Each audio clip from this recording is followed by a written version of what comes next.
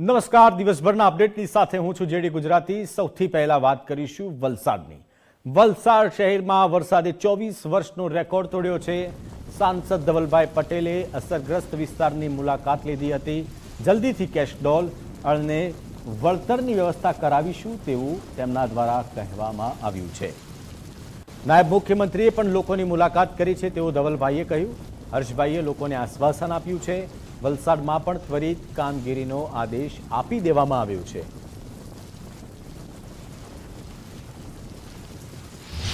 ની અંદર જે પરિસ્થિતિનું નિર્માણ થયું છે, દાણ બજાર હોય કે નીચાણવાળા વિસ્તારો, વેપારીઓને ભારે નુકસાન છે, તેને લઈને સાંસદ છે ધવલભાઈ તેઓ અહીંયા આવ્યા છે, વેપારીઓ સાથે વાતચીત કરી છે।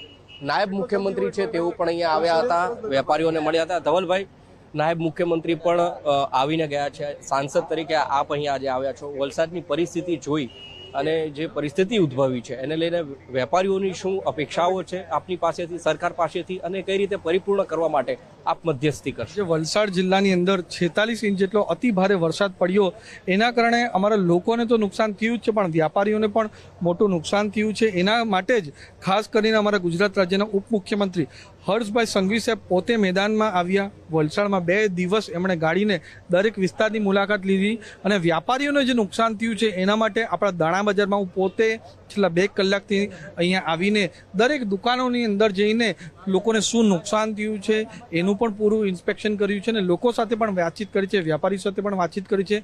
અને જે રીતના અમારી રાજ્ય સરકાર સુરતમાં અમારા લોકોને, વ્યાપારીઓને મદદરૂપ થઈ છે એ જ રીતની મદદરૂપ અમે અહીંયા પણ થવાના છે। અને નગરપાલિકા અને મહાનગરપાલિકાને અમે સૂચના પણ આપી છે કે જલ્દીથી જલ્દી સફાઈ અભિયાન અહીંયા કરીને એ પણ સંપૂર્ણ કરવાનું છે। એક અપેક્ષા એ હોય કે આવડો મોટો ધંધો લઈને બેઠા હોય વેપારી અને ક્ષણભરમાં એ બધું ક્ષિતિજ થઈ જાય, ત્યારે જલ્દીથી એ મળે અથવા તો જે પણ લાભ મળવાનો છે જલ્દીથી મળે, તો એ માટેના આપના પ્રયત્નો કેવા હશે?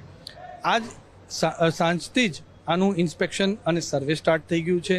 એની સાથે સાથે સર્વેની સાથે અમારા જેટલા બી અધિકારીઓ છે એમને પણ સૂચના આપવામાં આવી છે કે તરત સર્વે કમ્પ્લીટ કરીને 1 થી 2 દિવસની અંદર મેક્સિમમ કેશ ડોલ્સ આપવાનું આપણે ચાલુ કરવાનું છે।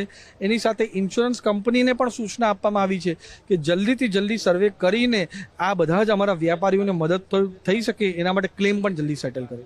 ધન્યવાદ। તો સાંસદ છે તેઓનું કહેવું છે કે બને એટલા જલ્દી છે એ આ વ્યવસ્થા, કેશડોલની વ્યવસ્થાની સાથે ચૂકવણું થાય પ્રકારના પ્રયત્નો હાથ ધરવામાં આવશે।